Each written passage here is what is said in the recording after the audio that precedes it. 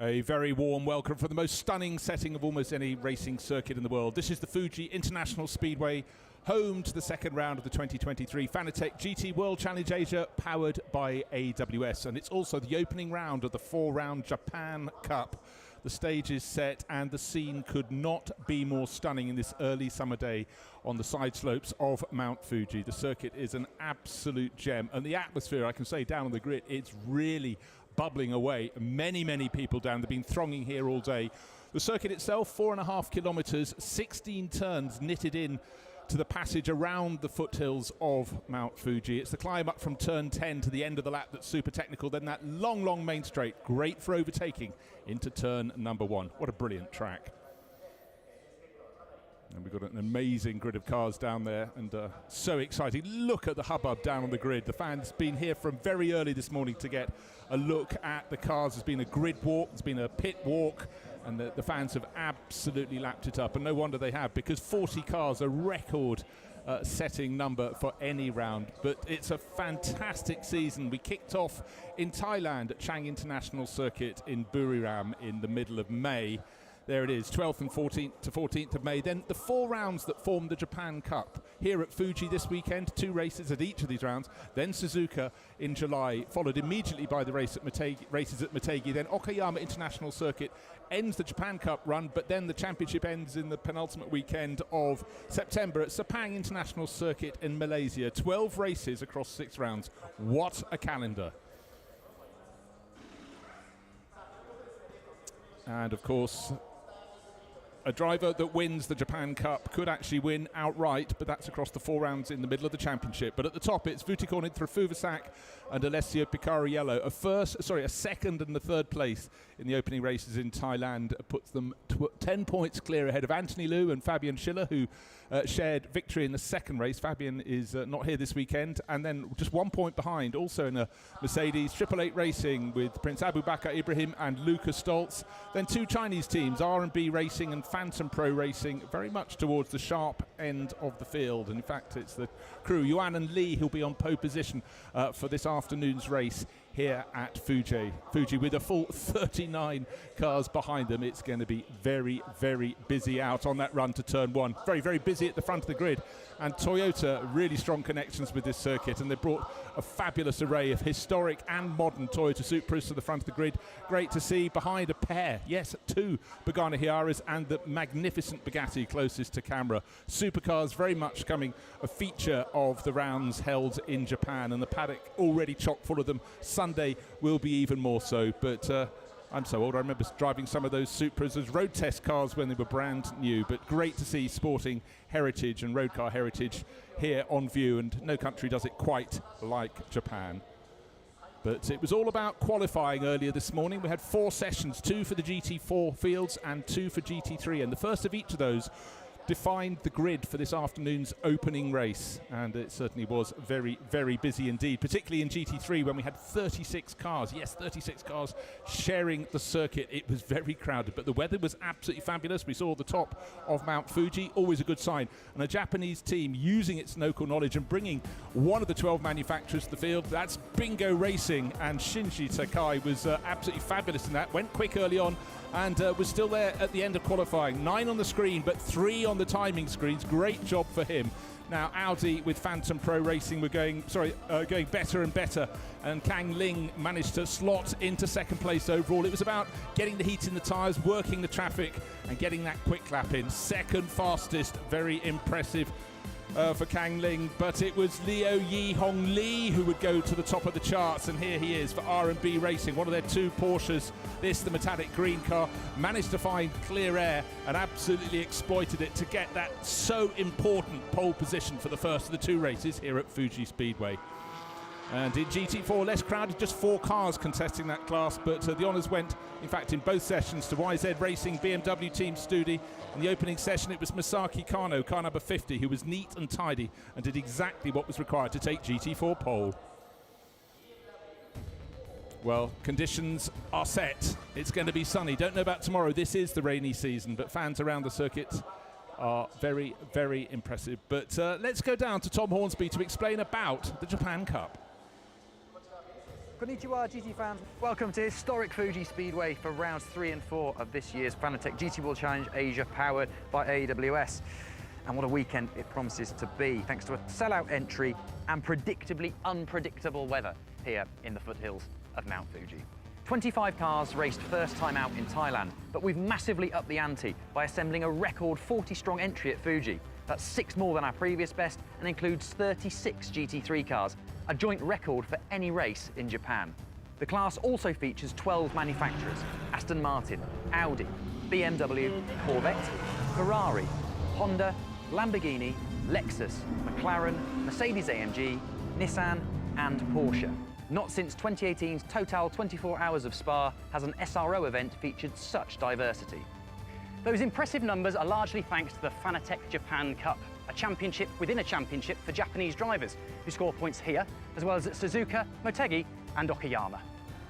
Its 20 entries include the likes of D-Station Racing, whose Aston Martin won twice last year, front-runners plus with BMW Team Study, full-season entrants Porsche Center Okazaki and NK Racing, and reigning Japan Cup AM Class champions Team Uematsu. There's also a brand new team, Maizawa Racing, whose Ferrari features Silver Class champion Naoki Yokomitsu, while reigning Japan Cup GT4 champions Team GMB graduate to the GT3 class. But they're not the only reigning champions on the grid. Cargo Racing's Keiko Toledo and Takeshi Kimura won the overall and Japan Cup drivers' titles last year and now return in this brand new Ferrari 296 GT3. The same duo's old 488, which is now raced by Comet, claimed both pole positions, won and finished third here at Fuji last year. The entry also features some rarer GT3 cars like K-Tune's Lexus and the Bingo Sports Corvette that joined us on Okayama last year, while the Nissan GTR, which remains popular here in Japan, makes its first Fanatec GT Asia appearance since 2019, thanks to Gojigen and Run Up Sports.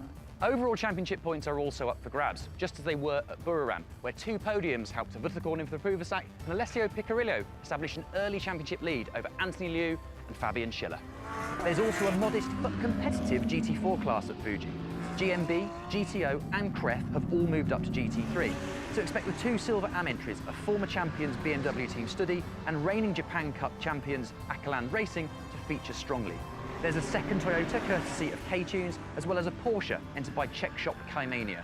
Fair to say then that Fuji looks set to be a cracker. And remember, you can watch both races live this Saturday and Sunday across Japan on J Sports, and also around the world, free and uninterrupted on SRO's GT World YouTube channel. See you there. Well, thanks very much to Tom Hornsby to round up all those figures ahead of us. 40 cars about to go out to play. The photographer's already in position down looking back towards turn 1 to get the best of the action. But let's go down and hear from last year's champion, Keiko Toledo, who's down on the grid with Amy. Yes, indeed, Bruce. I am standing here with Keiko Toledo, reigning champion of last season. So tell me, how much did you get to enjoy the win last season? Yeah, last season was amazing. We had a really good car, a very good team. A lot of experience with the Ferrari prior, with Le Mans and WEC, so we were more than ready. So yeah, I think the results really proved how strong we were, and yeah, here we are again. And today is the start to the Japan Cup. How much of a vital role do you think this is playing in Japanese motorsport? Yeah, I mean, first of all, really surprised with the amount of cars on the grid. Maybe because we were so strong and we proved a really good race and championship with the others. I think the championship actually gained popularity, more Ferraris on the grid as well. So, and then we can see a lot of Japanese teams coming in. So this is a really good thing, yeah. Thank you very much, and good luck in the race. Always good to hear from Keiko Toledo there, but what he understands now is that this year the championship is going to be even harder to win. 36 cars to compete in the GT3 class, and getting towards, if you're on the front 3 rows of the grid, you've got half a chance. But one of the beauties after qualifying is we've got 7 different manufacturers filling the top 7 positions. That really shows the balanced performance seeding is absolutely spot on. 12 of the possible 13 GT3 manufacturers are here this weekend. It's an astonishing collection of cars, and now many of the people on the grid are being asked to move away, and we'll get that wonderful shot when the flags and all the fans and the VIPs are off the grid and we can get to see the cars in all their beauty. Now, we're going to be riding on board with Comet Racing, will be carrying one of our onboard cameras, and they qualified very well as the top qualifier in the GT3 AM class, 16th overall for them. And that, in fact, is just looking at the car that Keiko Toledo will be taking over in the second half of the race just in front of him, shows how well Comet Racing have done. It's Yusuke Yamasaki and Yorikatsu Sujiko, who's one of 8 drivers here this weekend who were competing last weekend in the centenary of the Le Mans 24 Hours, showing how the Asian GT scene is so strong. And next year, when the junior class at Le Mans won't be GT, it'll be these cars, GT3.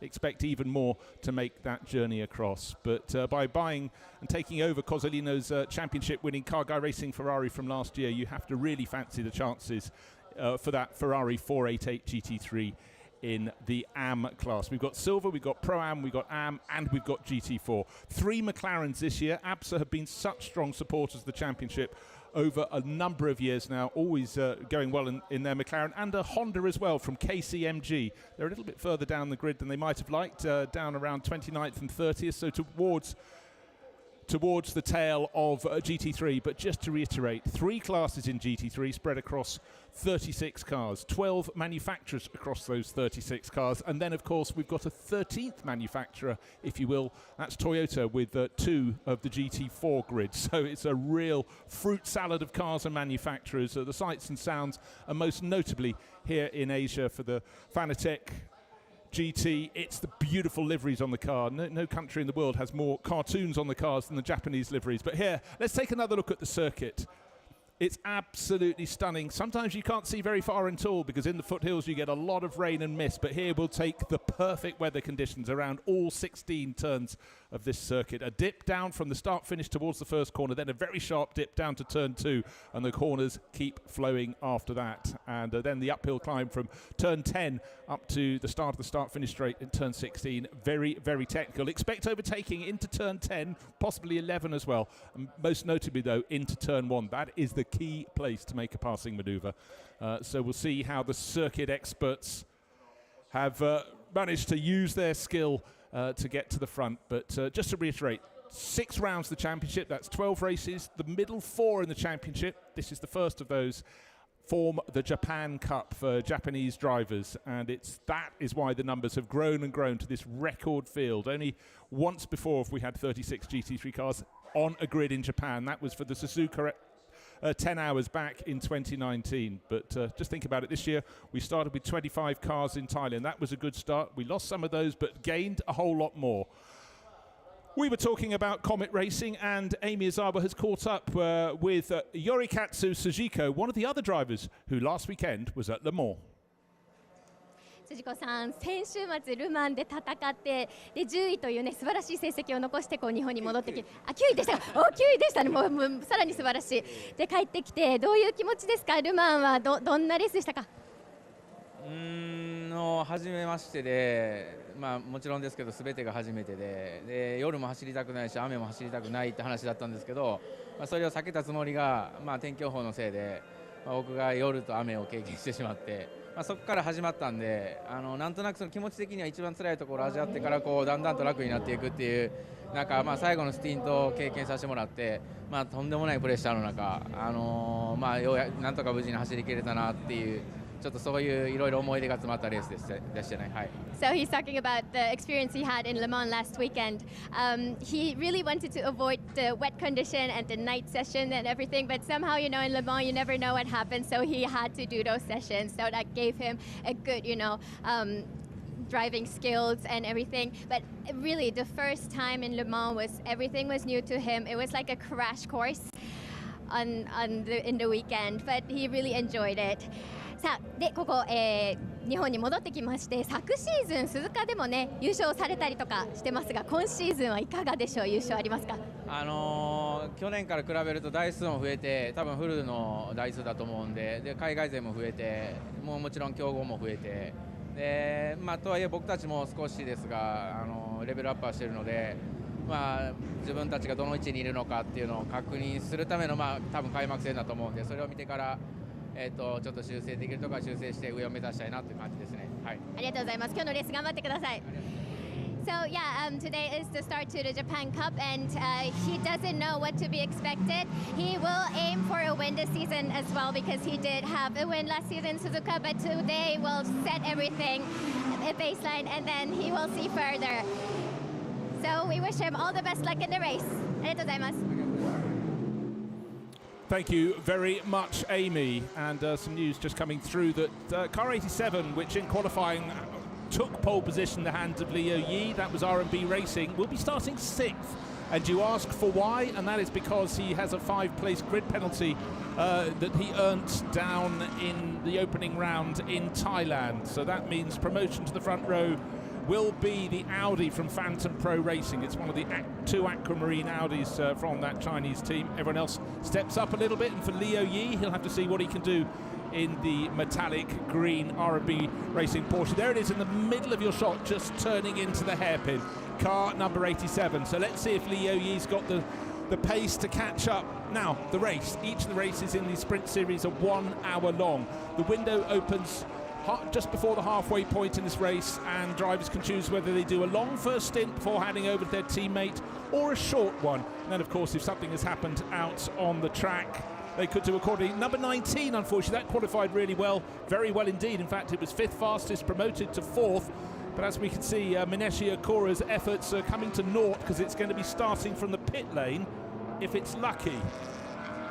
In fact, it's rather worrying, looking as though it's not going to start at all. Why are they pushing it back there? So this Spirit of FFF Racing Lamborghini, the fabulous Huracan, the only one in the race here that Okura shares with Hiroshi Hamaguchi.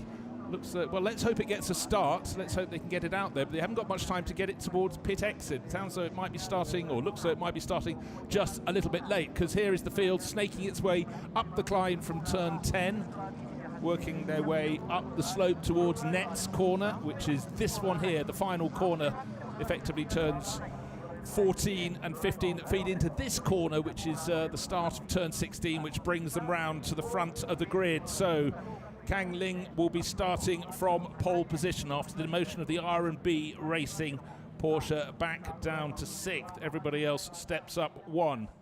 So it'll be Kang Ling alongside the Corvette. There it is on the grandstand side. Pit side, pole side is pit side. Craft Bamboo Racing, the Mercedes tucked in behind. Anthony Liu behind that should have been Mineki Okura, but he's not there. So up into 5th place. 4th place coming around is the D-Station Racing. It couldn't be more local, the Aston Martin. Just its base about 200 metres from the circuit gate. But right now for Kang Ling, he's waiting for the lights to go out. This field should be 40 cars. It may only be 39 with that Lamborghini in the pit garages at the moment. The lights are still red, still red, still red. When they go green, there's going to be an explosion of cars. The last cars come off the start finish straight. The car guy racing Ferrari jumped out of position to look to see what was happening. Now the lights go green. What a long hold. R&B's racing purple car gaining a few positions around 10th, but a great start from Kang Ling, challenged on the run down to the first corner. Anthony Liu looking interested, trying to get the Craft Bamboo Racing Mercedes up the inside. He's 3rd, he stays 3rd. In behind, it's about 4 abreast at around 6th position. Oh dear, the Comet Racing Ferrari pushed a little bit wide at turn 1, and I think also the KCMG Honda went on a visit to the outer circuit, but the pole starter holds on to the lead. Haven't changed for 3rd place, because the man who should have started on pole, he's already gone from 6th to 5th to 4th. Now he's up to 3rd. That is Liu Yi. But Kang Ling leads away. Anthony Liu showing the sort of pace that helped him take a victory in the second race at Buriram in Thailand back in the middle of May. And already he's looking under pressure. Liu Yi is absolutely flying in that R&B Racing Porsche. Only showing the outside line at 300R, but he's sticking to it. He's hanging in around the outside. Is Anthony Liu going to be a hard nut to crack? I think he will be. So he holds the inside line into Dunlop. It's tight. The Corvette still hanging in there as well. So Shinji Takai doing a very good job as well. Must say, really, really good start from Kang Ling. Look, he's opening out an advantage. Anthony Liu may be starting to hold back Liu Yi, not because Anthony Liu's going slowly, but Liu Yi is showing severe intent. He doesn't want to let that Phantom Pro Racing Audi get clear at the front. Who else is in the mix? Good to see the BMW that started inside the top 10. That's Yoshihide Yamaguchi up into 5th place, in behind the D-Station Racing Aston Martin. That's lost 1 position, but Satoshi Hoshino going well on his home circuit. You see the Aston Martin in the background moving out to try and pass the BMW. Likewise, the Corvette had a fancied its chances of going past the Ferrari for third place, but Liu Yi hangs on. It's neat and it's tidy. Porsche Center Okazaki also just in the background of the shot, car number 18. So that's Hiroaki Nagai going very well. Neat and tidy. Top runner in GT4, obviously down towards the tail end of the field, and it should be, and it is, the number 50 BMW of Masaki Kano. Must say, I am astonished that we had 40 cars starting this race, 39 in many ways, because the Lamborghini still listed as in the pit lane.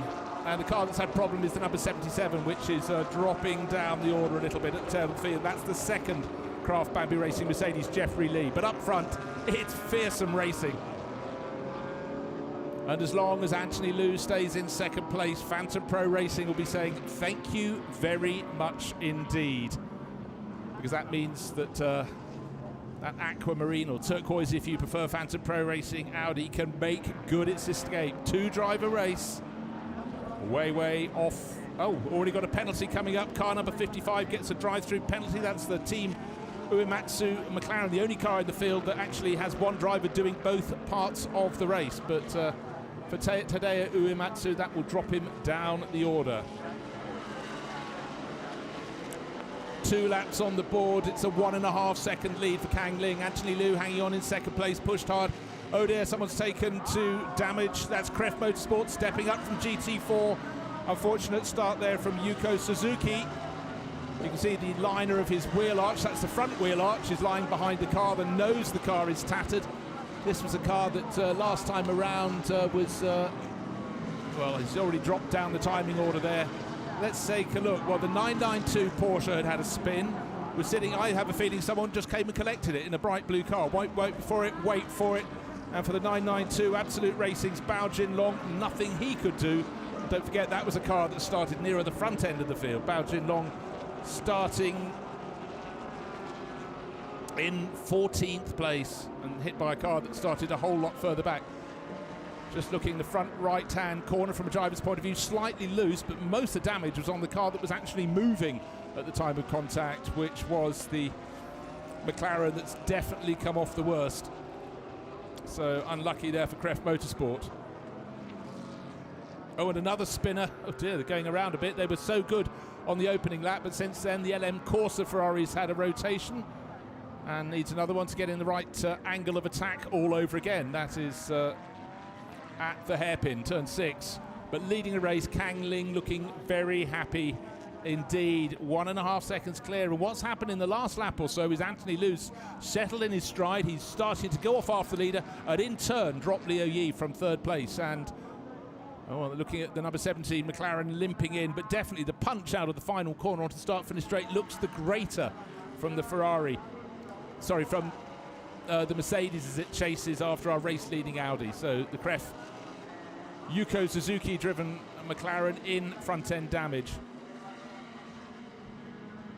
I don't think that will polish out straight away, so there's probably no race. Right, I wondered why. I just out of the corner of my eye spotted a little bit of slowdown from the race leader, Kang Ling.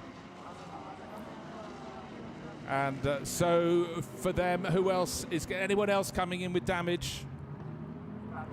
The safety car is out. 3 laps on the board. And just remember, the order should not change behind this safety car. It's 29, 37 and 87. Or more to the point, it's the Audi of Kang Ling. It's the Mercedes of Anthony Liu.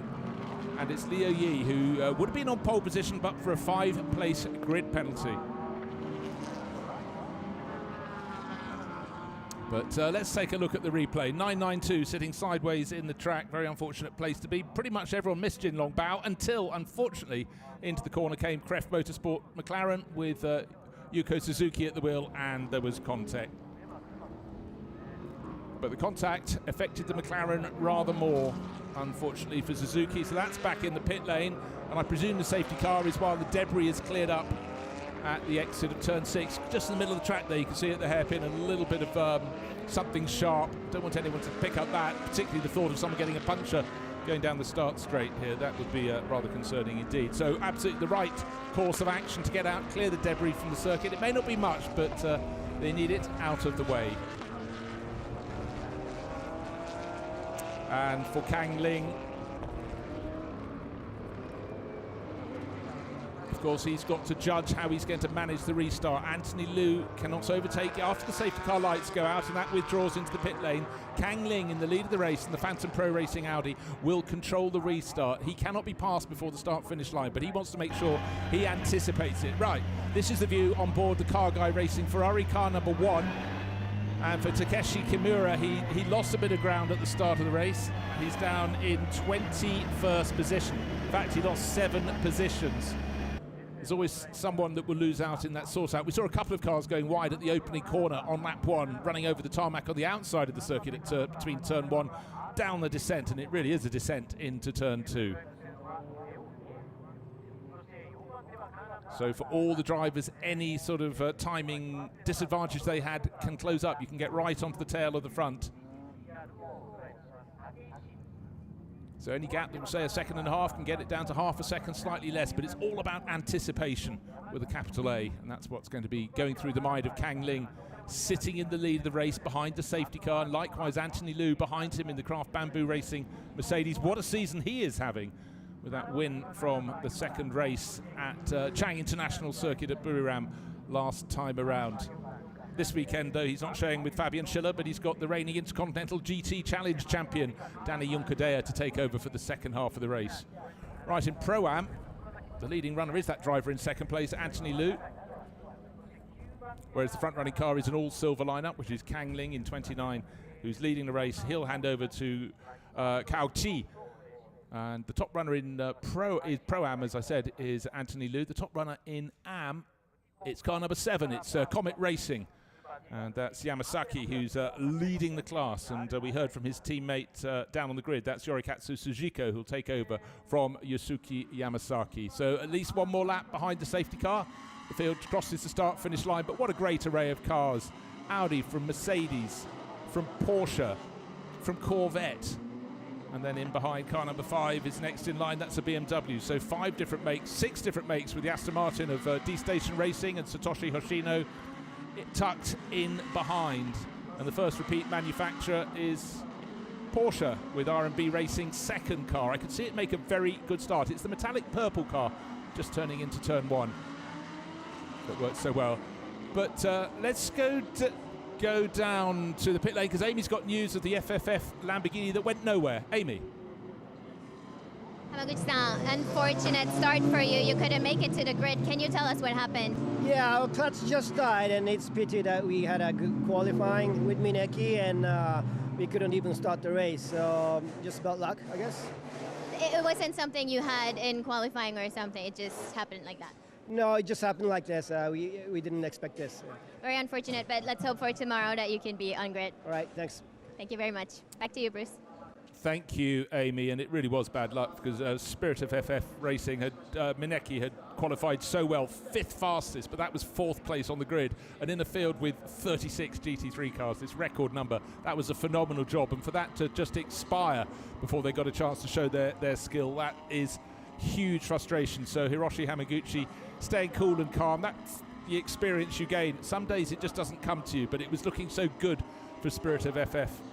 And they were actually, that's a lineup that could really have shone. Not going to happen today.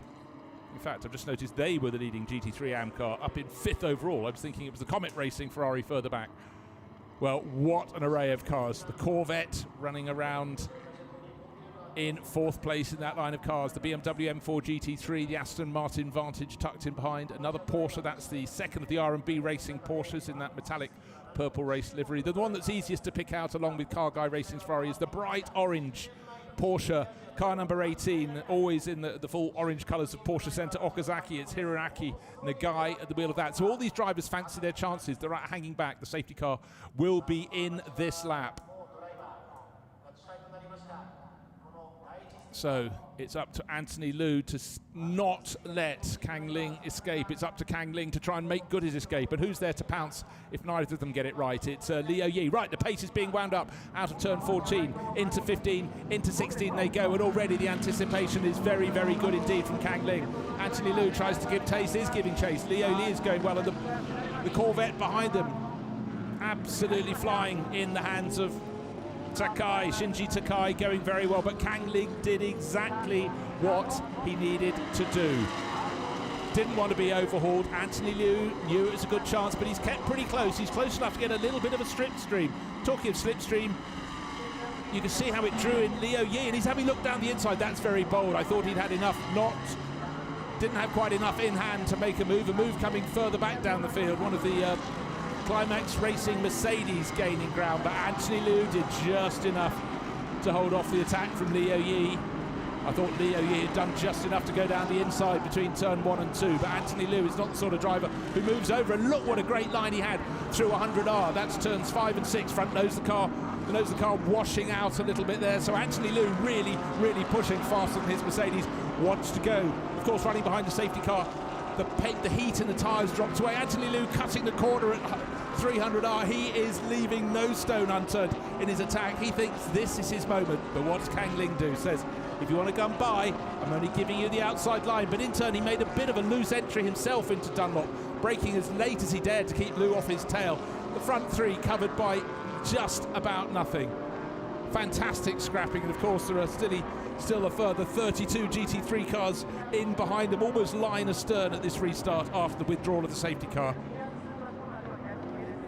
Second place is where the competition is at the moment. A slight mistake perhaps from Anthony Liu, or maybe it was just genius from Liu Yi. The green Porsche getting closer and closer. This is what you want. You want a really good exit from the final corner onto this long start-finish straight. Even though he had a bigger advantage going into that final corner, Kang Ling not quite clear of Anthony Liu. Liu getting a little bit of a slipstream, but even more of a slipstream. About 3-4 car lengths behind, becoming 2-3 car lengths behind him is Liu Yi.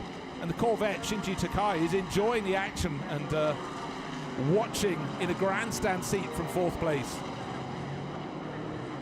Down the drop they go. Car number 5, the BMW from Team Studi, plus Racing from Team Studi. Tomohide Yamaguchi keeping them honest as well. The D-Station Racing Aston Martin losing a tiny bit of ground. Vutikon Intrafuvasak, championship leader, car number 911 in 9th. The top 10 completed by Bizhuang Zhu. So very close, very competitive at the front of the field. In fact, all the way down the field.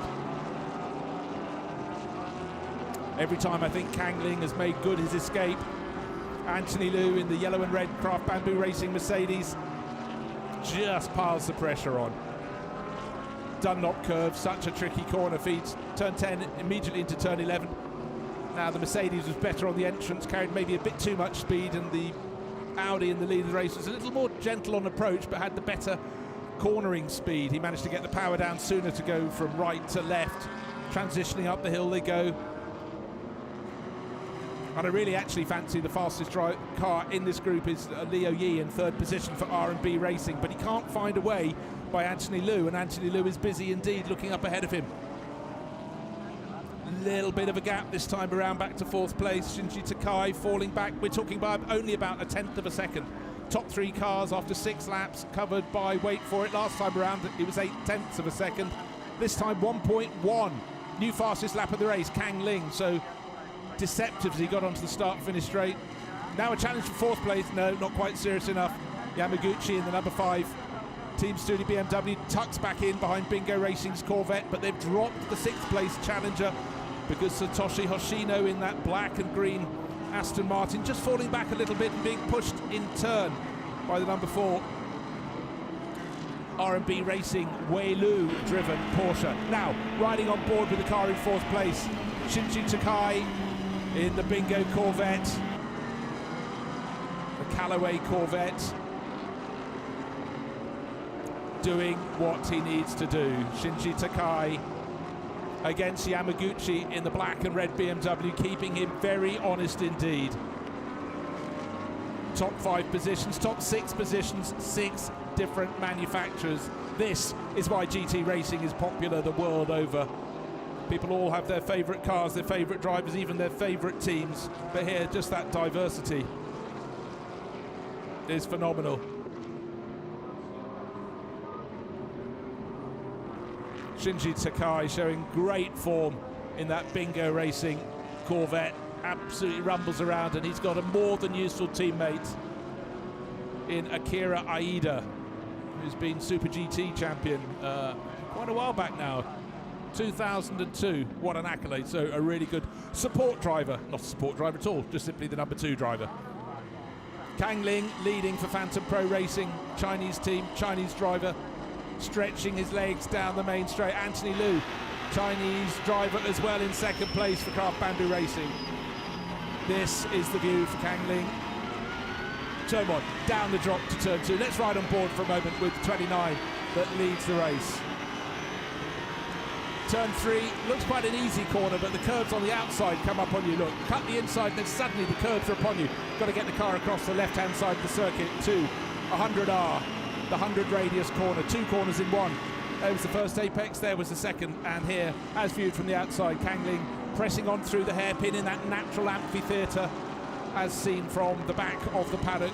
First 3, nothing between them. Audi, from Mercedes, from Porsche, but then in turn from Corvette, and number 5, 5th in line, BMW, and then of course in 6th place the Aston Martin of Satoshi Hoshino, yet another of the octet of drivers who were competing at Le Mans last weekend. It was hot there, in fact even hotter than it is here this weekend, and it was wet there. Hopefully we'll avoid the wet here at Fuji.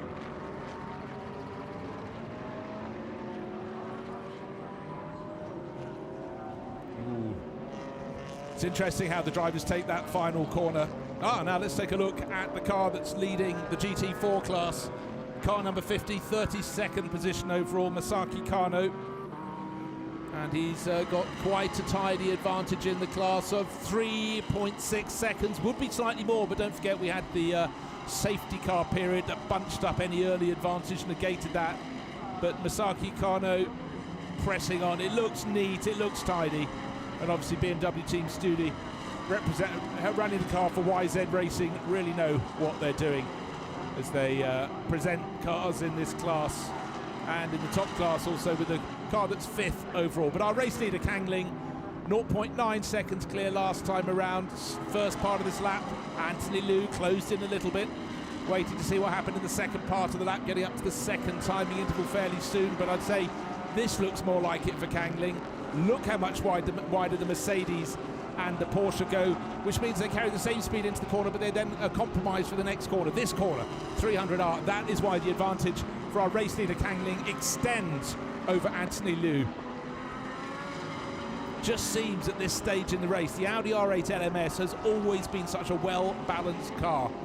It does everything very well. Some other cars from other manufacturers have other elements that are faster in certain points, but around a circuit as tight and twisty as the second half of Fuji Speedway, the Audi is the tool you want to have beneath you. In fact, in the middle sector, Kang Ling, our eyes did not deceive us. He made that very, very clean run out of 300R, and that certainly found him a few tenths and may just shake that Mercedes off the tail. In fact, look, Anthony Liu now has got Liu Yi closer than before in that battle for second place. The Porsche will get a bit of a toe off the Mercedes. The Mercedes in turn has fallen, well, I'd say just over a second behind the race-leading Audi, and that is 1.2 seconds, in fact, and that is why he's losing the slipstream. He may now not be able to tow after it, and now he's really got to watch Liu Yi in that 87 R&B Racing Porsche. Right, great to have some Nissans in the field, and Hirabon is driving really well. He's up just outside the top 10 in 11th place overall. And that's Team Gojigan, which means the 5th dimension. And Hirabon, that's his racing nickname, his alter ego, if you will, holding up some cars with very illustrious drivers.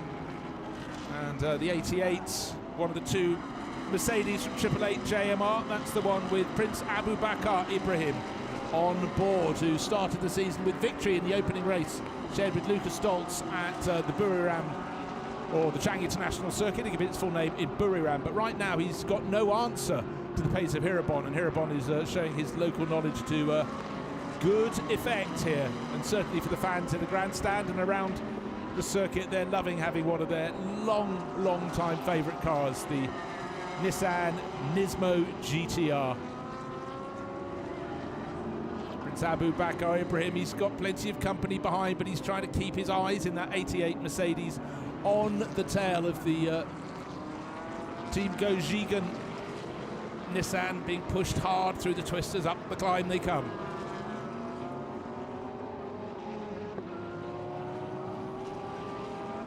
Along the start-finish straight comes the field all over again. The car at the very front of the shot was the one of the GT4 Toyotas, so lapping is about to commence. And I think overtaking is about to commence. Coming down towards the first corner, still a long way to go down this long start-finish straight. Anthony Liu covers the inside line. Is he going to go too deep into turn one? No, he's wise and he's wily, but it's looking for the undercut. Liu Yi is about to dive down the inside. Great move, but the track's going to turn to the left shortly, and Anthony Liu doesn't want to cede position at all. But Liu Yi sweeps around the outside. Is there going to be contact? Well, what a move. That's the move of the race, and that's all down to the fact that Anthony Liu lost the slipstream he was using from race leader Kang Ling, and in turn the Porsche got closer, and that was a valiant dive. Not for the lead of the race, but the driver who was fastest in qualifying gained a few positions on the opening lap. Don't forget he started 5th on the grid, should have been 6th, but one of the cars, the Spirit of FF Racing Lamborghini, started from the pit lane, or didn't start from the pit lane, so he gained a place back, but he's been on the attack. Now let's see what he can do about getting after Kang Ling. Great move from Liu Yi. Classic move, get it right on the exit of turn 16. And then you get the toe, and then you've got to decide how you're going to attack into turn one. Turn out the outside, a bit risky. Let's try for the inside. And despite Anthony Liu's best effort, down the inside and then around the outside into turn 3, and that was the move to take second place. Wow, that was one of the best moves I've seen at Fuji for many a year. But while that was happening, Kang Ling made good his escape, waiting for the lap to be completed to see what it's gone out to. He was 1.5 seconds clear of Anthony Liu at the start of the last lap, which is lap 12. When lap 12 is completed, we will get to see. Now, several cars have had a bit of contact. Incident involving car 88. We've been looking at that Mercedes on our screen. That's Prince Abu Bakr. 500, that's the Nissan. We've team Gojigan, and 992 at turn 11 under investigation. I wonder if that's the one where we had the 992 Porsche spun sideways in the track. Quite possibly. Oh, by the way, that gap has finally been proved. 1.4 seconds is the gap that race leader Kang Ling has over Liu Yi, now that Yi's moved his Porsche up into second place. Now the big question, what can Anthony Liu do? Can he fight his way back to second? He's already a second down on Liu Yi, so suggests that it's going the wrong way. Satoshi Hoshino leading that group of cars. He's holding 6th place. Wei Lu, number 4, very close behind. In the second of the R&B Racing Porsches. Then Porsches enter Okazaki, their orange car tucked in behind, and behind them Vuthikonin Thrufuvasak. Pit window is now open. So basically it's open for 10 minutes when you've got 25 minutes this race completed, which we have, to 35 minutes. Come in after that and you're in trouble. You will have to come in all over again. Kang Ling not trying to drop back at all, but the gap has come down. Liu Yi is starting to catch him in the background of the shot. A lot of the cars at the tail of the top 10, in fact from 4th place downwards. Shinji Takai coming in to serve their pit stop, and Anthony Liu has peeled off as well. So Liu was the first into the pits for Craft Bamboo Racing. Don't forget, he just fallen to 3rd place. But the first two, Kang Ling and Liu Yi, press on. 29, the Porsche still leading for R&B Racing, but 87, Liu Yi. Sorry, he's R&B Racing. Kang Ling is from Phantom Pro. There's Anthony Liu's car, and he's going to hop out, and his very, very handy teammate is about to hop on board. So please welcome Danny Junkadea. Not much he hasn't won in the GT3 class.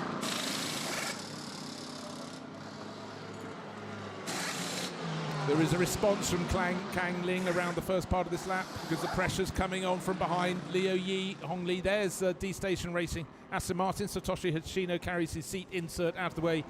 And one of the ultimate overtakers, Tomonobu Fuji, will be about to blast out of the pits. Having taken over the D-Station Racing Aston Martin. Brilliant shot there, all that haze, all those GT3 cars. Now, this hasn't gone quite right. Well that's because Craft Bamboo Racing having to have a longer pit stop. Of course, there is success time in the pits. That was the car that won the opening race, second race in Thailand, so has to serve extra time at its pit stop, and that is why Craft Bamboo Racing came in as soon as possible. But for the Corvette from Bingo Racing, they had to be pushed back because they're serving a normal length pit stop as their first race in the championship. They haven't got any success penalty, so they lost a couple of seconds. The car was pushed back to get around that part Craft Bamboo car. The two R&B Racing Porsches nearly colliding. Once in second place, that's Liu Yi, Hong Li, and the sister car came out from the pits, and in the hands of Norwegian racer Dennis Olsen, who got very close to it indeed. But those who stayed out the longer, the pit window is still open for some while yet. They don't have to have the traffic jam in the pit lane.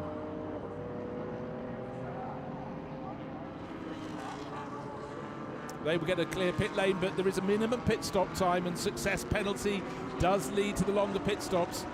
And so just to refresh your thoughts, the car that had the biggest pit stop penalty was Anthony Liu in car number 37. We saw his Craft Bamboo Racing in there for a long time.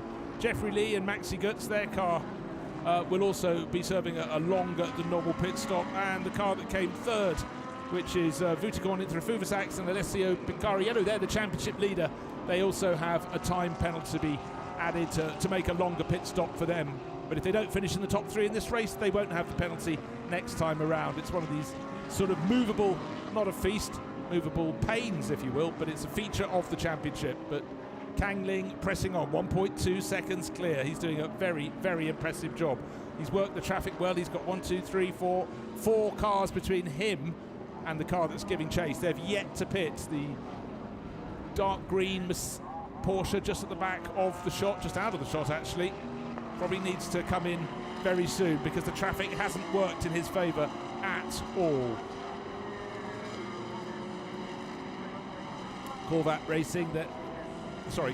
Bingo Racing with their Corvette. Akira Aida has taken over. He'll be enjoying the scrap, but we're still waiting for 4 drivers have not come in, 5 cars have not come in to make their pit stops yet. The pit window is still open, and it's the car that's in the lead of the race. That's Kang Ling. There he is, and still waiting to see if Liu Yi, who's been caught out in all this traffic behind him, is going to come in and make a pit stop. The traffic has been a disaster for Liu Yi. He had 4 cars. He's still got 4 cars between him and the race leader. You might as well come in. And one of those own cars is his teammate in the metallic purple car. Oh, this traffic has worked beautifully for Kang Ling. It has not worked, except if he gets attacked up the inside. I said Fuji is good at overtaking. D-Station Racing, Aston Martin. He does what it says on the tin. He's an absolute master. Doesn't matter if it's the World Endurance Championship for D-Station Racing in their Aston Martin. He is dynamite, absolutely explosive on the foothills of the volcano here. No respect for the race leader, no need to do that. This could be a telling move. Before the pit stops, this round of pit stops, not everyone has served them yet. He was in 6th place. His D-Station Racing Aston Martin brought in from 6th by his teammate Satoshi Hashino, but suddenly the local team, D-Station Racing, have worked it very well indeed. No more pit stops for them. Will Kang Ling come in this time around? Number 29 Audi? No, he stays in this queue of cars. He's now only got 3 cars between himself and the other driver from the front of the field, from 2nd place, who has yet to pit. That's Liu Yi. His Porsche stuck behind one of his own sister cars. The Porsche Center Team Okazaki car is also in front of him, and that number 5 BMW. All of those have served their pit stops. Another car looking to overtake Kang Ling. This is most confusing. Why does Kang Ling not come in? Well, he stayed out for a further lap. The fresher rubber on those that have pitted certainly gives them an advantage, but this is a bit of a nightmare. But suddenly, for the driver in 2nd place, Liu Yi, he's thinking, oh, hold on, this was a disaster for me. 4 cars between me and that number 29 Phantom Pro Racing Audi. That's a disaster, but now there are only 3. Pit window still open. Only open for another 3.5 minutes though, so they could do another lap before handing over to their teammates or come in this time around. Hold on, shall I do the maths? Could they get 2? I don't think so. Right, getting warnings now for exceeding track limits, and one of those is car number 37. And that's the car that ran as high as second place in the first half of the race, started by Anthony Liu, been taken over by Danny Junkadea. I don't know how long ago that warning is, but I think it's probably one for each of the drivers. That's my reckoning at the moment. Now, in such a field of car, you have to look up and down the entry list, up and down the timing screen. When it goes purple on the screen, you know people are starting to move. Fastest final sector, that's the driver we've been looking at, D-Station Racing, Tomonobu Fuji in his Aston Martin. Fastest middle sector, that is car number 4, and that's Lu Wei, who's still out there, and Lukas Stoltz down in 14th, but the German is an absolute flyer. Right, in from the lead of the race comes car number 29. I'll keep that thought about Lukas Stoltz for a second more. From the lead of the race, will we also have R&B Racing coming in as well? Leo Yi, no, Leo Yi's gone through for one more lap. Can he squeak it round? He's got, yeah, he can. He's just got enough time. So who blinked first? It's the driver who I think could have blinked a while before the traffic started to delay him, started to overtake him. So Kang Ling in from the lead, and I would expect a lap, and if the track is relatively clear ahead of him, we may yet have Leo Yi, his R&B Racing Porsche, manage to serve a pit stop and come out ahead.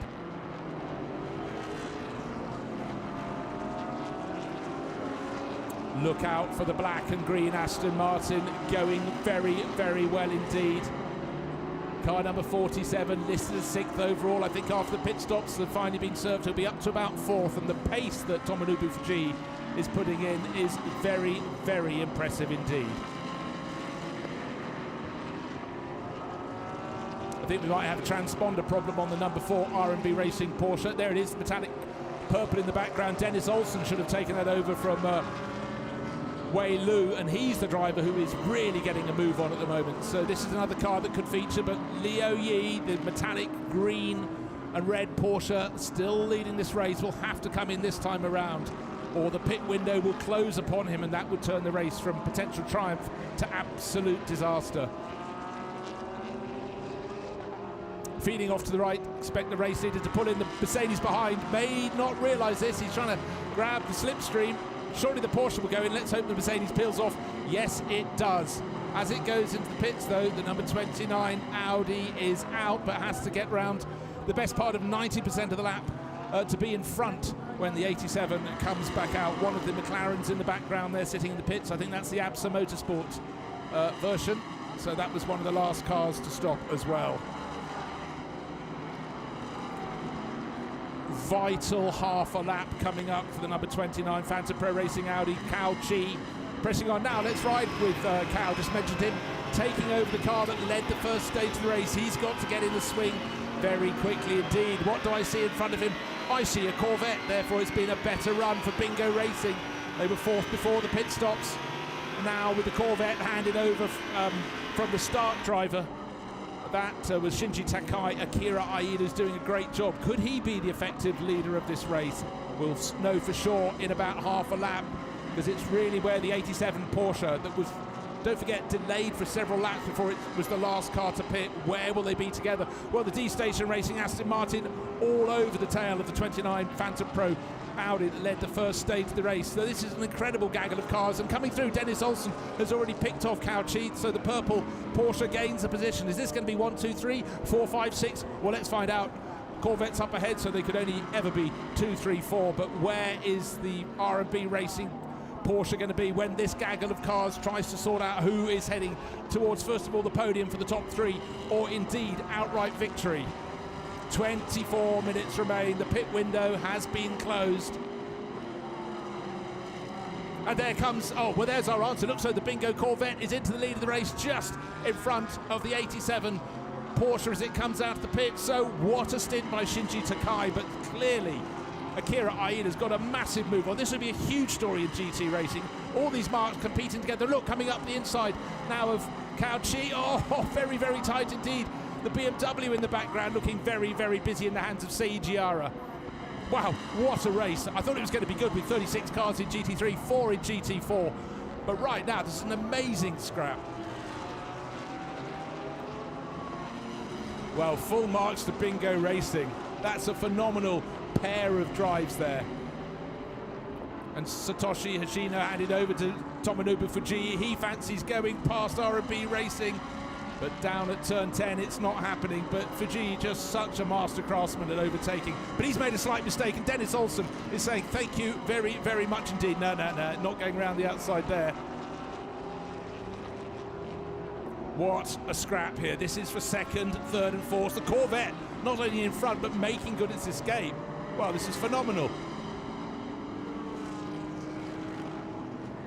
Almost want to sit back and just watch this race as a fan. It's so good. The battle for second, third and fourth, nose to tail. Did I talk about slipstreaming? Watch it happen in front of your eyes. Who else can get in the mix? Tomonobu Fuji, perfect exit from turn 16. You don't normally overtake before you've even got to the start-finish line. You normally have to work the slipstream the whole way down the straight. Someone going to the pits in the background. I don't know if someone's been called in for a warning because the pit window was closed. So Akira Aida, now another mistake, unfortunately, for the driver settling into the 87 Porsche R&B Racing, and that's Bo Yuan, so he's slipped back a little bit. The order continues changing, but what I want to see is the gap over the start-finish line between the Corvette, just going out of our shot, leading the race, and this Aston Martin from D-Station Racing was 3.4 seconds, but the Aston's done the overtaking, and now it's doing the chasing. Tomonobu Fuji can see his prey, diving as hard as he can down through 300R to the lowest point of the circuit, which is Dunlop Corner. He goes. Get the car straight, get the braking done.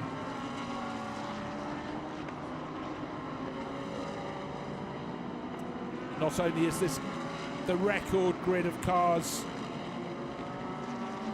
that we've had in a GT3 race, this is also the best racing we've had for a very, very long time indeed. If ever here at Fuji. It's a circuit that's tight, it's technical, but you've got points where you can stretch the legs of the car. And you know what? That's exactly what Tomonobu Fuji is doing.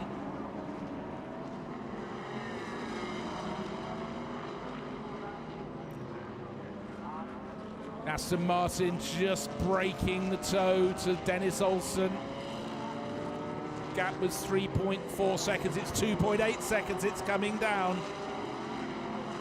First to second, it looks a lot, but every lap that's going to come down. The Aston Martin's getting closer. Olsen in third is going with him. Bit of a gap back now to the number 87 Porsche that was challenging so hard. Bo Yuan just falling back a little bit.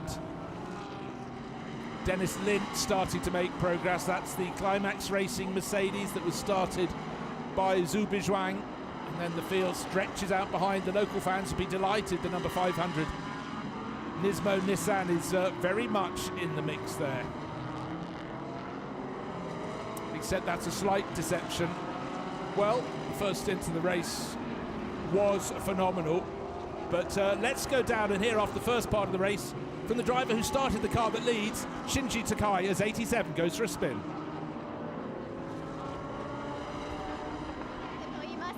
今トップを走行中です。そうですね。なんか自分でもまだ信じられないというか、本当なんか全てがうまくいっていて今、あとはね飯田選手ができる限りプッシュしてもらって、本当に抜かれてもね、もともとこんな順位は期待していなかったんで、本当にとてもハッピーです。あと本当僕らはこうスポットで結構本当は後からエントリーさせてもらって。それをね温かく迎え入れてくれたプロモーターの皆様とか、本当にブランパーのスタッフの皆様っていうか本当に感謝してます。はい。ありがとうございます。走行もねお疲れ様でした。この後見守りましょう。はい。So as you could tell by his face expressions, he's very surprised that we are at this position. We did not expect to be at P1 at the moment, so it is very surprising, but he's very happy about it.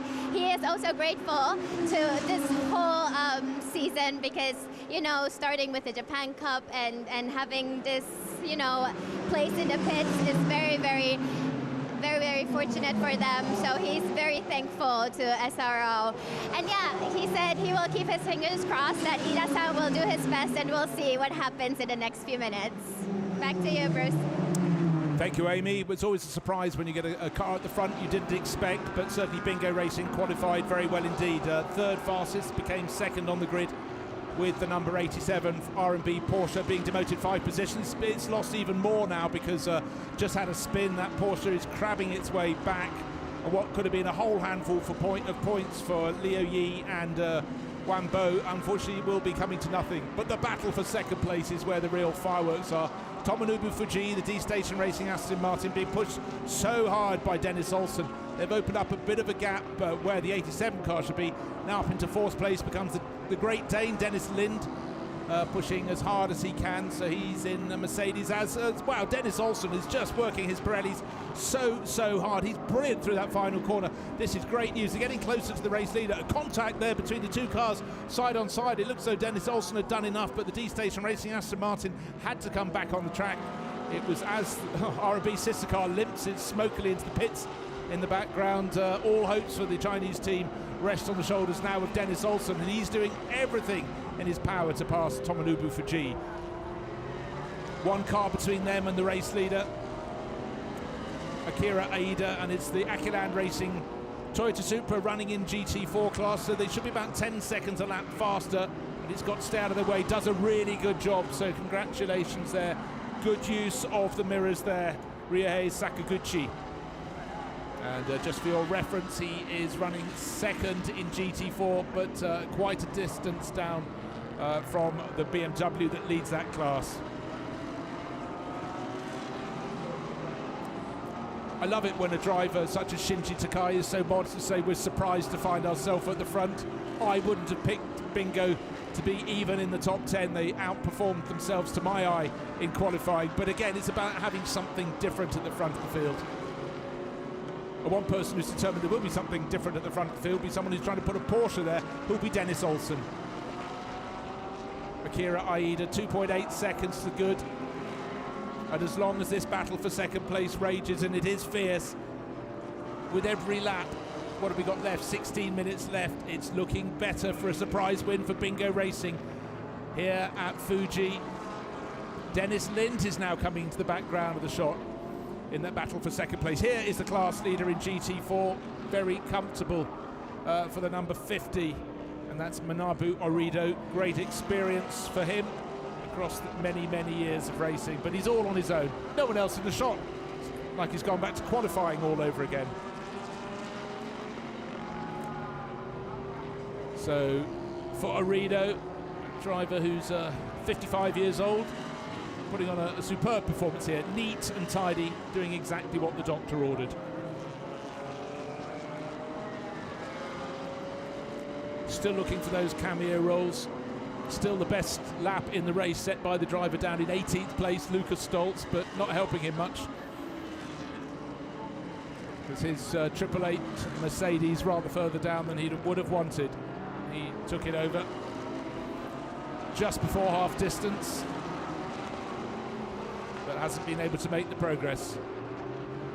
Car 29, Cauchy lost a lot of ground, took that over from the lead. Wow, so close between the top 6 when the pit stops were completed. This car for Phantom Pro Racing, the Audi's rather tumbled down the order, down to 9th, nearly 20 seconds off the race lead now. Right, this is the view from that turquoise Audi. Turn 10, that's Dunlop, into 11, up the slope. Turn 10, 11, 12, so difficult. Another right-left, right sequence. Here we are, much more open, as you can see. This is the corner known as Nets. But here's our race leader, Akira Ida. Nearly 3.3 seconds clear last time around. But now the D-Station Racing Aston Martin's got a tiny bit of breathing space. When I say tiny, it is absolutely tiny, but it's in fact, where has the 47 gone? We've suddenly, I've just got to identify, he's down into 7th place. So second place is Olsen, he was third, he's now second. Here comes the third place that Dennis Lint and Alessio Picariello. This is a car that was down towards the tail of the top 10, and then he took it over, and the Belgian, who knows these circuits so well, is closing in. Don't forget, he finished second in the opening race and added a third in the second race at Chang International, the opening round. Championship leader getting busy. Alessio sort of making more progress than his teammate Vutikon Inthra could manage in the first part of the race. Inspired handover. So just to reiterate, a pit visit, the car that I actually spotted in the background going to the pits, couldn't identify it a lap or so ago. It was the D-Station Racing Aston Martin. Apologies for not identifying that clearly in the heat of the battle, but that has taken the pressure off Akira Aida. Here is second, third and fourth. You can see there's quite a battle with Yuta Kamimura in the background for Porsche Center Okazaki. Second, third and fourth. This is going to rage to the flag, but all along as they fight, as they slow each other down, Olsen, Lint, Picariello, nose to tail, second, third and fourth. Akira Aida stretches his advantage. He's nearly 5 seconds clear last time around, and on this lap again he should have pulled further clear.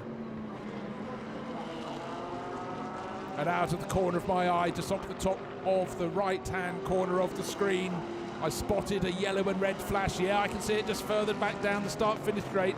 Here comes Danny Junkadea in the background, in sixth. I don't suppose he'll be there by the end of the race for Craft Bamboo Racing. I think he'll only progress one way. Dennis Lint, Alessio Picariello, down the slope they go to turn 3, and Lint holds on to third position, giving a bit of breathing space to Olsen.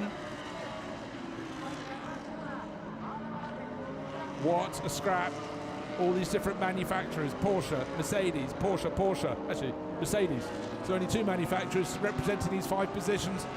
Great variety behind. Of course, we've lost the Aston Martin of D-Station Racing. That pit stop has dropped them way down the order, but pulling way clear at the front. 5.3 seconds to good is race leader for Bingo Racing. Surprise race leader, but doing a superb job. Akira Aida, 5.3 seconds to good, but just keep an eye on this Mercedes Craft Bamboo Racing. Pushing, catching. We should soon have second, third, fourth, fifth and sixth, nose to tail. This is tip-top GT3 racing. Stop and go penalty for 1 second for D-Station Racing. Therefore, that meant they undercut their pit stop by minimum pit stop time by 1 second. The consequences are huge. Just had confirmation come through. Apologise for not identifying that earlier. And just for good measure, another message comes on the timing screen saying car 47, yes, the D-Station Racing Aston Martin has been given a warning for exceeding track limits. Now a drive-through penalty for number 96 for speeding in the pit lane. Car 96, the K-Tunes Racing Lexus, the one Lexus RCF. Oh, the battling just keeps on raging. Olsen challenged Lin. Lin is now being pushed so hard by Picariello and made his move, got past. So Picariello, having challenged Olsen for second, fell to third. Now he's back in fourth, and Yuta Kamimura is closing up. There's the GT4 BMW leading its class absolutely handsomely.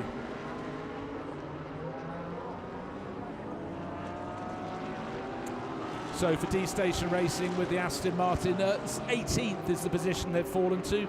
So that little misdemeanor, they shaved a second off their minimum pit stop time, and the consequences have been a mere loss of 16 places. 1 second. It's nothing, but it has huge consequences. Dennis Lint in the Climax Racing Mercedes in that third position now, having demoted Alessio Picariello. Yuta Kamimura closing in, and behind him Danny Junkadea in 6th place closing. We'll have 3rd, 4th, 5th and 6th nose to tail, but the good news for Dennis Olsen, and at least some good news for R&B Racing, the sister car limped into the pits, crabbing away after contact or a spin and a puncture. But there we are, the purple sister car looking quite safe in 2nd place. Now the slipstreaming is going to be carried out by Alessio Picariello. The sitting duck, if indeed that is the case, is Dennis Lint, and then number 2, Climax Racing Mercedes. Down the straight they go into the first corner, turns Akira Aida, leading the race comfortably by 5 seconds.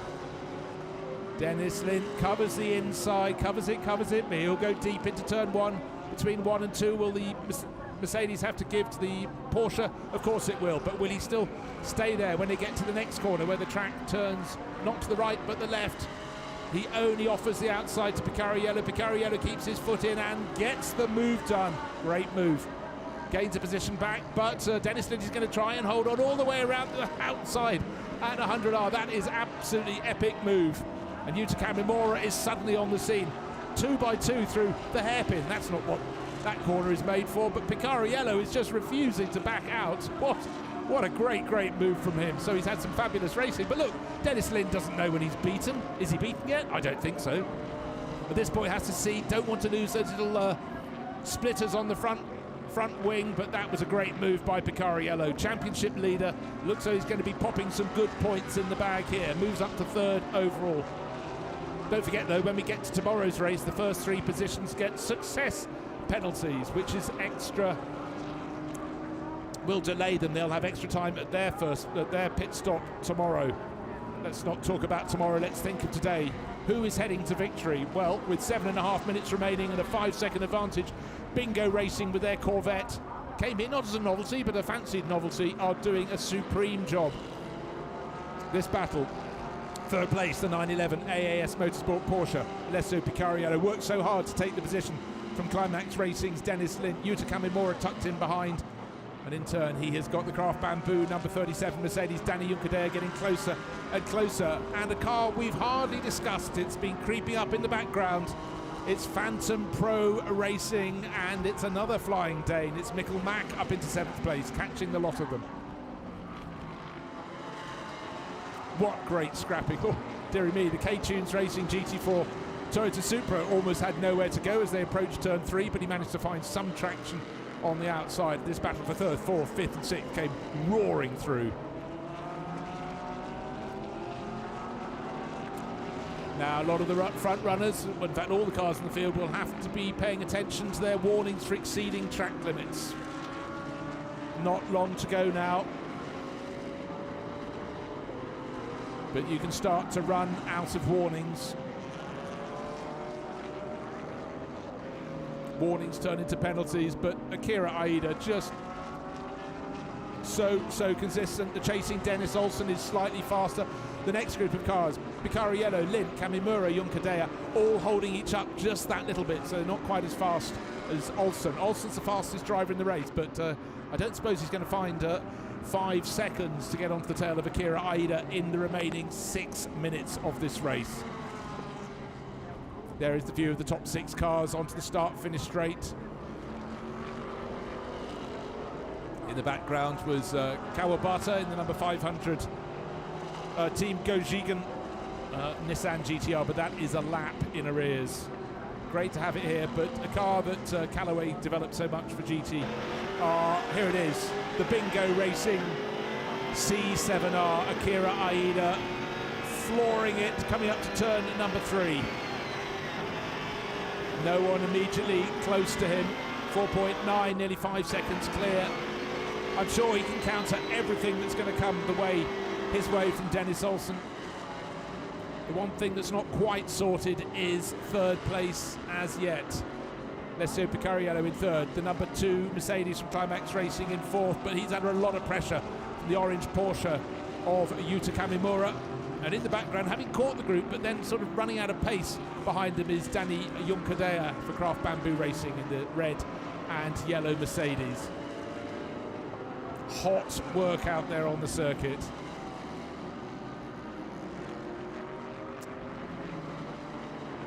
So there is our race leader for Bingo Racing climbing the hill. Here's Dennis Olsen. Oh, I do fancy Alessio Picariello's got some life left in his Pirellis, because he's, having overtaken and passed Dennis Lind, is now starting to hair off after Dennis Olsen, but surely it's a futile charge. Surely there isn't enough time left remaining. 4.25 minutes in this 1 hour race still to go. No one surely can catch Akira Aida. He's halfway down the start-finish straight, with some of his rivals in close behind. Yuta Kamimura in that orange Porsche for Porsche Center Okazaki, getting very, very close to Dennis Lind's Mercedes now. Close enough to feel the benefit of the tow, and every increment he gains, he will gain more of the tow as he closes in.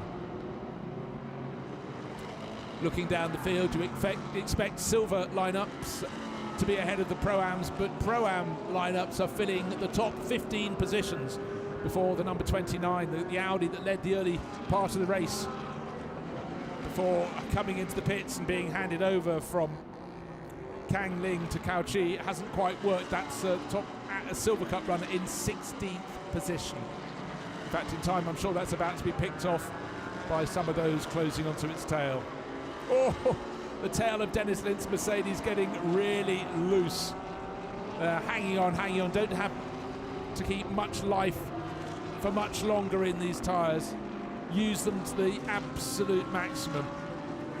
Certainly Alessio Picariello is looking smooth rather than ragged, which is probably the key at this stage in the race. Maybe he was just a little bit more gentle on his tyres, but he seems to be finding some life to use in his chase to be, well, he wants to be the top Porsche driver. That means he has to get to second place, has to oppose the number 4 R&B Racing Porsche of Dennis Olsen. There's nothing they can now do about the race-leading Bingo Racing Corvette, because the gap's coming down, but 4.4 seconds. It was 5.8 seconds. It's come down, but not enough. Too little, too late.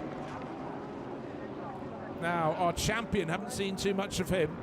Keiko Toledo, we heard from him before, and let's go on board and see what it's like from Kei's job in the office. That car started down in 14th, is running in 13th position. We're on board with him now.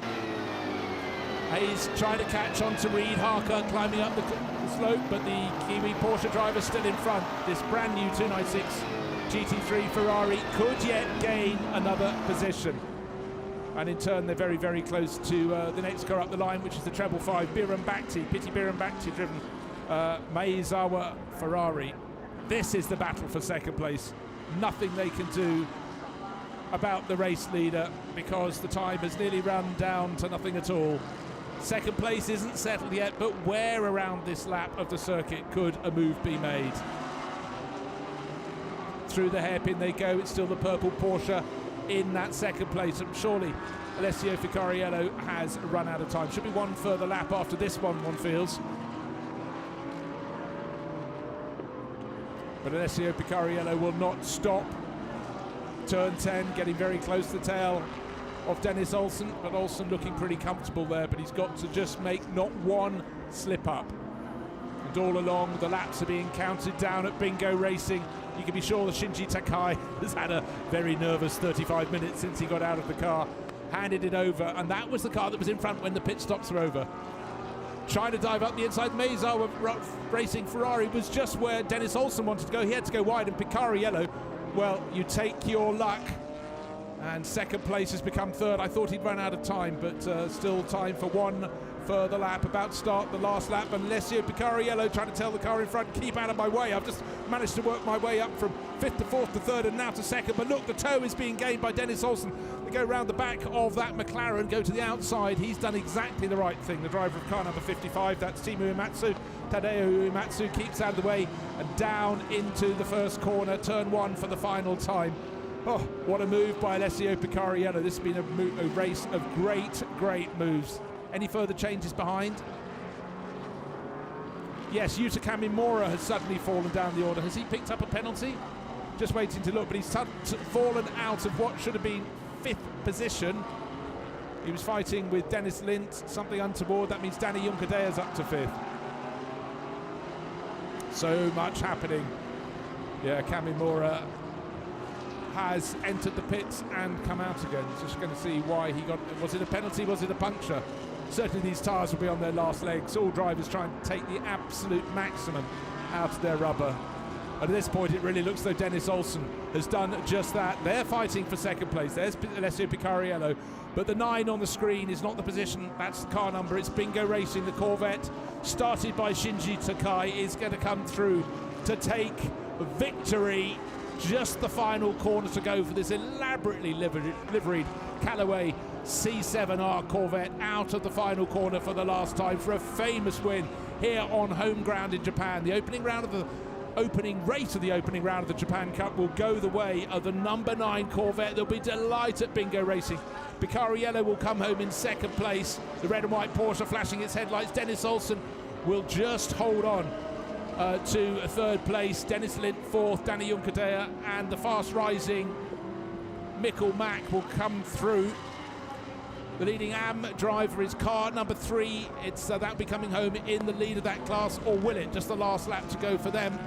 Looking in the background to pick that one up. It's in 16th place overall. So what a race, waiting for the class positions to be settled. It's Pro-Ams all the way. Car number 50 leading GT4 since the start of the race. It was started by Masaki Kano, but that M4 GT4 will be brought to the finish by Manabu Orido. They'll be delighted with that exemplary performance and quite some advantage over the next best car. 37 seconds was the margin in GT4. So famous win for Bingo Racing. There comes a GT4 winner. 37 seconds clear. Car number 50. Job very well done by YZ Racing with Team Studi.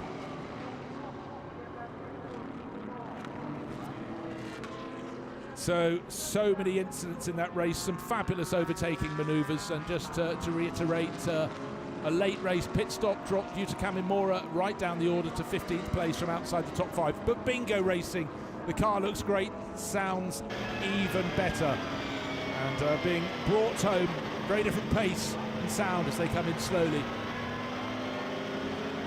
GTE AM, just to confirm, was won by Climax Racing in their largely black and blue liveried Mercedes. That was down in 16th position overall. AMAC Motorsports with their Porsche came home second in GT3 AM, and car number 7 was third in class, which was Comet Racing. We spoke to them on the grid.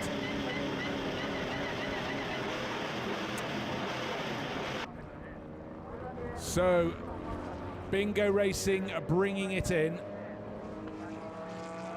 and look at that, winner it says, winner it is. And they needed to come up in the victory lane in the archway, now into a well-earned third place, Dennis Olsen, but couldn't quite resist what the next car should be into the pit lane, should be the 911, which is Alessio Picariello's hard-driven car that has extended its championship lead. There it is. It was started by Vutikorn Trifuvasak, and their challenge over the course this year has started very well indeed. Second and third places in Thailand, and now another second place here. So 911, which is the AAS Motorsport by Absolute Racing Porsche, doing what they need to do. But for Bingo Racing, delight all round. Shinji Takai can now stop biting his fingernails or any other nervous tick, because Akira Aida completed the job for the Japanese team to win the first of 8 races across 4 rounds for the Japan Cup, and I'm sure Akira will be very, very pleased indeed with that performance. He might have expected more of a challenge, but the battling was behind, and that let him escape. But what a brilliant race tactic, and early pit stop from Shinji Takai. Don't forget the car was in 4th place in the first stint, but that became victory for this duo, and I'm sure when Amy catch them, when they've got their Pirelli race winners caps on, that we will hear from 2 very, very happy individuals. So all is set, 1 hour of racing and the first round of the Japan Cup. Let's go down to Amy Ozawa with Shinji Takai and Akira Aida. Down to Amy with 2 happy winners. Gentlemen, it must feel so sweet to be cruising P1 the whole time. 飯田選手、ジャパンカップねの開幕で優勝おめでとうございます。ありがとうございます。もう何十年の親友とか友達とね、ちょっとレース出ようって言われて、もうとにかく今週はおじさん2人で派手に楽しもうっていう話をしたんですけど、まさかねこんなサプライズまでついてくると思わなかったんで、はい、ありがとうございます。素晴らしかったです。So the concept of this weekend was have fun with a long-term friend. So they are friends for a long, long time, and they just came in here to have fun, and then a little surprise came along with it. So he's very, very happy and is just embracing this moment very much. 武井選手、改めてご自身も楽しかったとおっしゃってましたけれども、優勝しましたね。狙い通り。いや。飯田さんがすごい頑張ったと思います。本当になんか結構ブランクあるじゃないですか。それでもだから本当抜かれてもいいよって思って見守ってたんですけど、もう全然もう現役復帰してもらった方がいいなと。で改めて最初2人でアマで優勝しようっていうところで、俺はアマだって言うから誘ってプロアマになった時はちょっと悲しんだんですけど、まあ本当にプロアマで本当に総合優勝なんかもう本当奇跡ですね。本当に改めておめでとうございました。はい、たくさん祝ってください。So again, it was a very unexpected win, and again, the concept was to just have fun here and just have a great race. And so as he saw him cruising at P1 today, he wants him to get back into real racing because he had a blank. Ida-san had a blank of not racing for a while, so he wants him to get back for sure. That's what he said. But they're embracing this win very much, as you can see. Back to you, Bruce. Thank you very much, Amy. Of course, we all like to have fun, but their rivals, the other 39 crews in the field, will hope they don't have as much fun in the future. But that was an exemplary run from them. And really history being made. The record books don't show any previous victories for the C7R in GT3 racing. The car that preceded it, the C6R, won various championships in Germany, the ADAC series, many years ago. So this was history in the making. And the fact they did it with so much fun with such an outlandish livery on the car, and also for Akira Aida to get his racing history back going again after years away, that's a phenomenal and historic result. And at the end, the margin was only 2.5 seconds, but Akira Aida could afford to back it off because the challenge for second place between Alessio Picariello, Dennis Olsen and Dennis Lind was so fierce that he was able to build that advantage. So what an array of cars down below. You can see the happy smiling faces. Andrew McPherson, Ben Porter leading on there. AMAC Motorsport Porsche did very well in the AM class, came in second. So many things to chew over. It seems a long time since the start of the race. But let's go back and take a look at the highlights of something that was explosive from the very start. Seeing the top of Mount Fuji any day of the week is a good one, but when you're about to go racing with a record field of 40 cars for the opening round of the Japan Cup, yes please, bring it on. And a brilliant start from the number 29 Phantom Pro Racing Audi, being challenged on the outside by Bingo Racing with Shinji Takai, and trying to go up the middle was Anthony Liu in the red and yellow Craft Bamboo Racing Mercedes. But with 40 cars, in fact 29, because one was starting from the pits, it was very tight indeed. A couple of cars being pushed wide. Comet Racing lost a bit of ground there on the outside, but so fierce. And Anthony Liu quickly moved into second place. And then unfortunately the 992 Absolute Porsche sitting sideways was collected by the number 17 Kref Motorsport McLaren, which led to damage and took that one out of the race. In fact, neither car went any further. The safety car was brought out while some debris was removed from the circuit. Kang Ling then controlled the restart. Anthony Liu pressing so hard.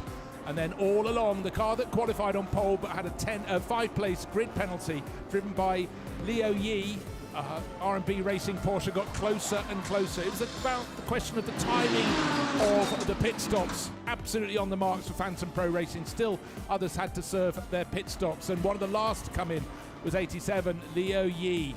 It didn't quite work for them because when the stagger was unwinding, Bingo Racing with their Corvette were in front. Wait for it, the 87 Porsche should be coming out of the pit lane in the background of the shot. But the car that started to make the progress was the number 4 Dennis Olsen. That was the sister car to Liu Yi's.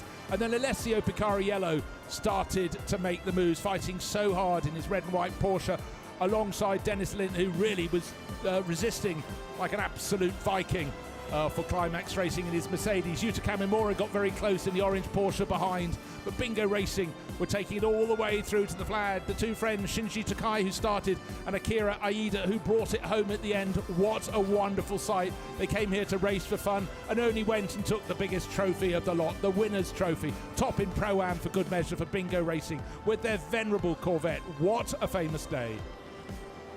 In the background, Alessio Picariello coming through to take second place, just ahead of Dennis Olsen. But to the winners, the spoils, and the first round of the Japan Cup for 2023.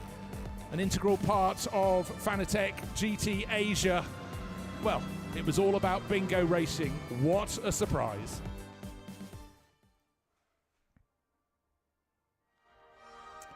So, let's wait for the podium ceremony. The fanfare sounds out beneath me. And here come the drivers. Podium ceremony for race 1 of the Fanatec GT World Challenge Asia, powered by AWS at Fuji Speedway. We will start the ceremony with the GT3 overall winners. Everybody, we welcome with big applause on third place for number 4, Lu Wei and Dennis Olsen.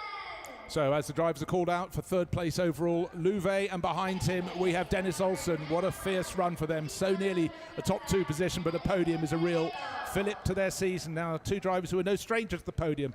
They took a second and a third in Thailand. They've added another second. It's Vutikon in Fuvasak and Alessio Picariello. They extend their championship lead. But to the top step, all smiles, Shinji Takai and Akira Aida. I think they rather enjoyed their Saturday afternoon here at Fuji International Speedway. A surprise result, but so well earned, not just for wearing the most outrageous race overalls of the lot.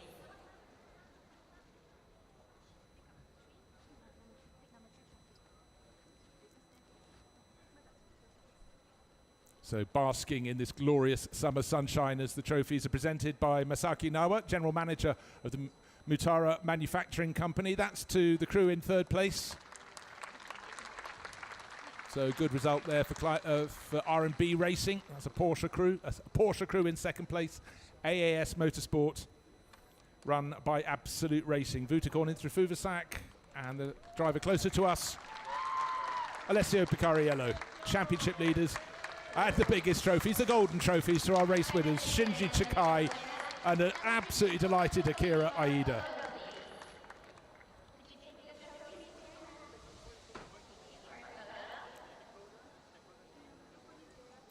So as always, the trophies, and then that's for the overall result. They're also this top three with the top three in the Pro-Am Cup, but the photographers get their official photos.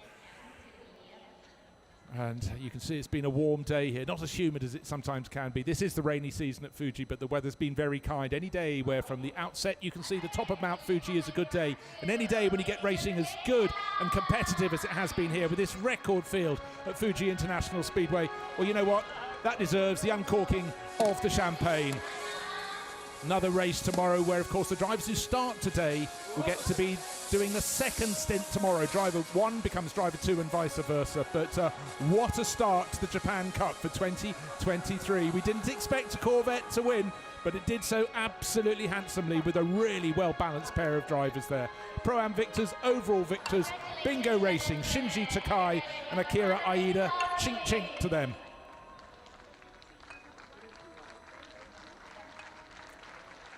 And Wei Lu very, very happy indeed with his result. Dennis Olsen really pressed on. Great start by Wei Lu. Saw him gaining several positions off the grid. But Corvette Racing started second, fourth at the time of the pit stops. Good competitive stint from Shinji Takai. Other cars around them hit problems, but they were always there or thereabouts. And combined, they took victory by 2.5 seconds from Alessio Picariello and Vutikon Intrafuvasak. Wow. Now draw breath. What a start to the Japan Cup. We've got 4 rounds of that, 8 races in all.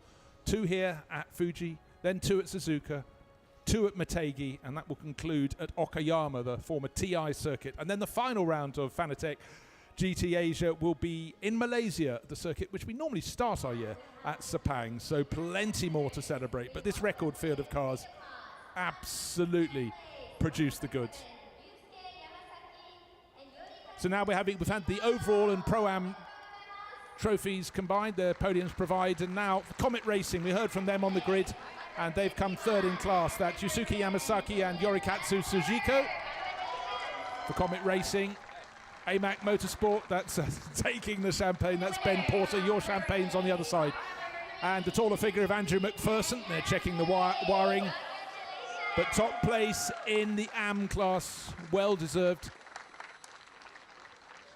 Up onto the podium, crew of car number 3, the Climax Racing Mercedes of Yuki Hu and Bian Ye on the top step.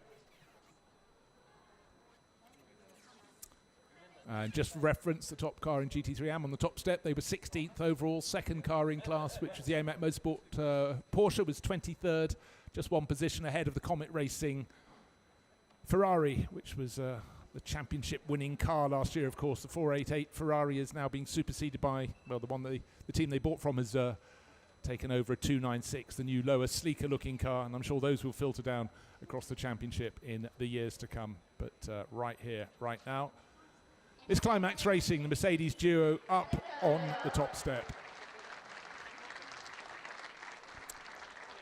So again, waiting for the trophies to be photographed, everyone together, and we can see particularly AMAC Motorsport very keen to get onto the next stage. But for Bian Yi and Yuki Hu, what a great job. The 2 Chinese drivers, of course, they're scoring points for the China Cup. Got a nice collection there the first of the two races here at the Fuji International Speedway. We don't know what the weather will hold tomorrow, but if the racing as bright and buoyant as it has been today, I cannot wait. That's all from me, Bruce Jones. Join us again tomorrow.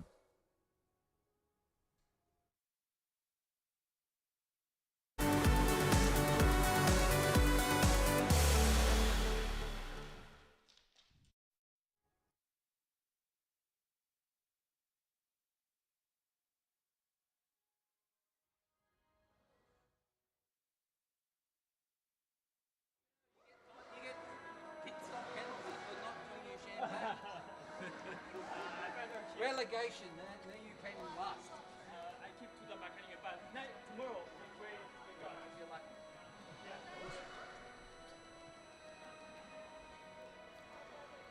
Right, the GT4 podium coming out now. This is the final podium of the day, and it all belonged to YZ Motorsport, YZ Racing, I beg